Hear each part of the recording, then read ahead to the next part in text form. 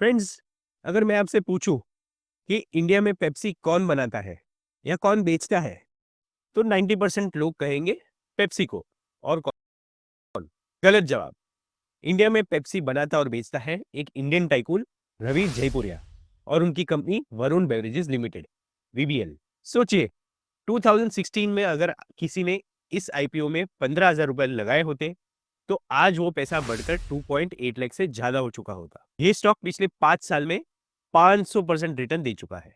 ये सिर्फ एक बॉटलिंग कंपनी नहीं है, ये एक वेल्थ क्रिएशन मशीन है। लेकिन अब सवाल ये है, क्या ये ग्रोथ अब रुकने वाली है? क्या रिलायंस का कैंपा कोला बीबीएल की गेम बजा देगा?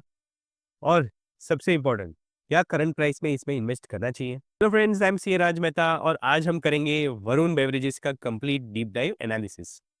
हम डिकोड करेंगे इनका बिजनेस मॉडल, इनकी स्टिंग स्ट्रेटेजी और इनका नया अफ्रीकन एडवेंचर।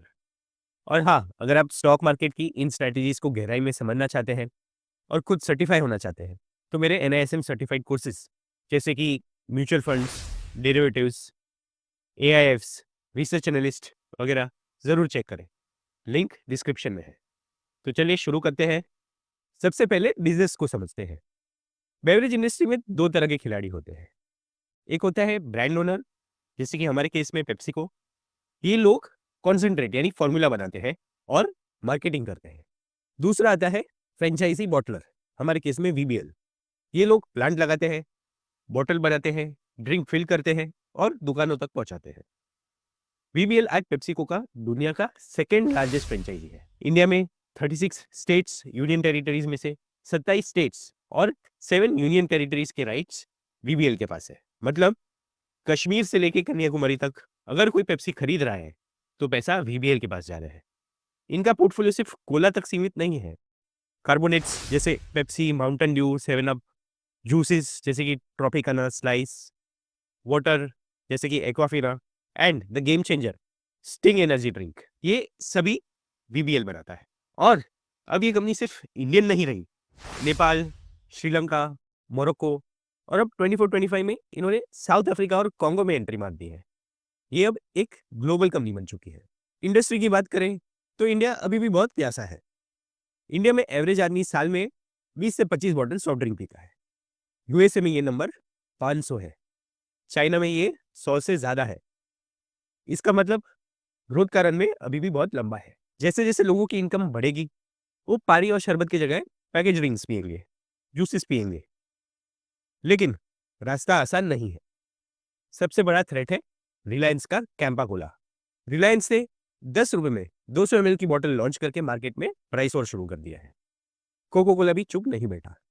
पर बीबीएल के पास एक यूनिक मोट है, दैट इज रूरल डिस्ट्रीब्यूशन। गांव गांव में बिजली पहुंच गई है।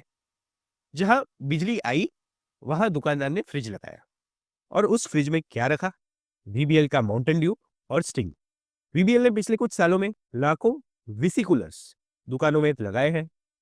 अगर एक छोटी दुकान में वीबीएल का फ्रिज है, तो वहां कैंपा घुस नहीं सकता, क्योंकि जगह ही नहीं है। दिस इज दैट बिगेस्ट मोट। अब आते हैं सबसे इंटरेस्टिंग पार्ट पर, द फाइनेंशियल्स।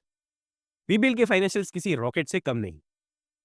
रेवेन्यू ग्रोथ अगर आप देखेंगे तो 2015 में इनका रेवेन्यू था अप्रोक्सीमेटली 3,400 करोड़ और 2024 में ये 20,000 करोड़ क्रॉस कर चुका है।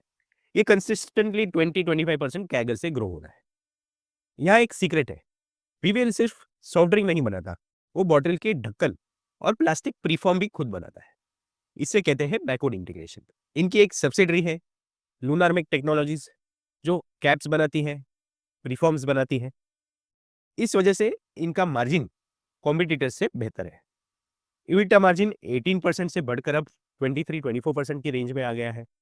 और इनके प्रोडक्ट स्टिंग, इसने तो आग ही लगा दी। पहले रेड बुल आता था 110-120 का, वीबीएल ने स्टिंग लॉन्च किया 20 रुपए में।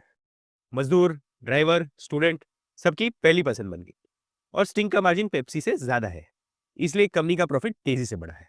So all in all company के फाइनेंशियल स्ट्रांग है, डेट इक्विटी रेशियो भी ना के बराबर है। वॉरेन बफेट कहते हैं बिजनेस में मोट होना चाहिए। वीबीएल का मोट क्या है?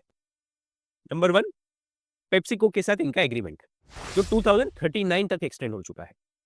पेप्सी को पता है कि जयपुरिया जी से बेहतर एग्जीक्यूशन और कोई नहीं कर सकता। ये रिलेशनशिप 30 साल पुराना है।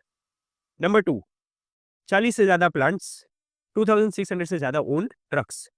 कॉम्पिटिटर्स को ये इंफ्रास्ट्रक्चर कॉपी करने में सालों लग जाएंगे। नंबर 3, इनके सेल्समैन धूप हो या बारिश हो, ऑर्डर लेने और पहुंचाने पहुंच जाते हैं। इनका hub and spoke modal logistics cost को कम रखता है। एक और मोड है इनका, जो है फूड बिजनेस पायलट। मोरक्को में वीवीएल, लेज, टोरिटोज, चीटोज आदि डिस्ट्रीब्यूट कर रहा है। अगर ये मॉडल इंडिया में सक्सेसफुल हुआ तो वीवीएल सिर्फ बेवरेज कंपनी नहीं, एक टोटल फूड कंपनी बन जाएगी। इनफैक्ट इनके यूपी के एक प्लांट में कुरकुरे बन ही रहे हैं। मैं हमेशा घोड़े पे नहीं, चौकी पे पैसा लगाता हूँ। Ravi Jaipuria, the man behind the machine. इन्हें इंडिया का कोला किंग कहा जाता है। 1987 में फैमिली स्प्लिट हुआ, एक छोटा सा प्लांट मिला। 1991 में जब पेप्सी इंडिया आई, सब डर रहे थे, बट रवि जी ने रिस्क लिया। आज वो बिलियनर है। इनका स्टाइल बहुत एग्रेसिव है, कॉस्ट कटिंग में ये एक्सपर्ट है। अब इनके बेटे वरुण जयपुरिया बिजनेस में एक्टिव है और इंटरनेशनल एक्सपेंशन लीड कर रहे हैं। गवर्नेंस वाइज प्रमोटर प्लेजिंग ना के बराबर है। इंस्टीट्यूशनल होल्डिंग यानी कि एफआईआई और डीआईआई का होल्डिंग लगभग 33% है, जो शो करता है कि स्मार्ट मनी को मैनेजमेंट पर भरोसा है। अब सबसे बड़ा सवाल, वैल्यूएशन। वीबीएल का पी रेशियो 50 के आसपास रहता है, 60 पर भी जा चुका था पहले। आप बोलोगे, अरे भाई पेप्सी बेचने वाली कंपनी के लिए इतना प्रीमियम क्यों? कंपेयर करो ग्लोबल बॉटलर्स से, मेक्सिको या यूरोप में, तो वो 18 टू 20 पी पर ट्रेड करते हैं, लेकिन वो कंपनीज 5% से ग्रो कर रही है। वीबीएल 25% से ग्रो करता है। मार्केट यहाँ ग्रोथ स्टेबिलिटी के लिए प्रीमियम दे रहा है। Then next, PEG ratio, price to earnings growth. ये अराउंड 3.5 टाइम्स है, जो थोड़ा महंगा है। अगर ग्रोथ 20% से नीचे गिरी तो स्टॉक की पिटाई हो सकती है। इसलिए ये स्टॉक सस्ता नहीं है, ये ग्रोथ एट रीजनेबल प्राइस से थोड़ा ऊपर है। अब ये कंपनी के कुछ रिस्क फैक्टर्स भी समझ लेते हैं। Number 1, regulatory risk, sugar tax.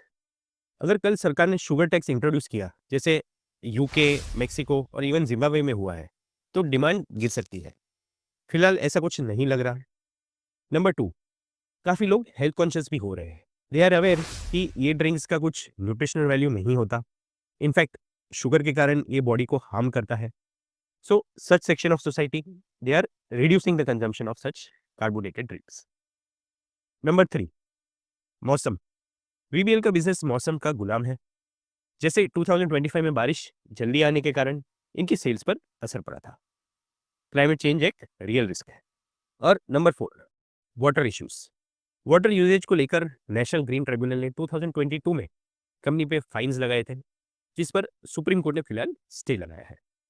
Varun beverages एक लॉन्ग टर्म कंपाउंडर है। इनका अफ्रीका एक्सपेंशन इनका अगला बड़ा ट्रिगर हो सकता है। अगर आप 5 से 10 साल का विजन रखते हैं तो ये स्टॉक वॉच लिस्ट में जरूर होना चाहिए, लेकिन लमसम लगाने के बजाय डिप्स पर एक्यूमुलेट करना एक बेटर स्ट्रेटजी हो सकती है।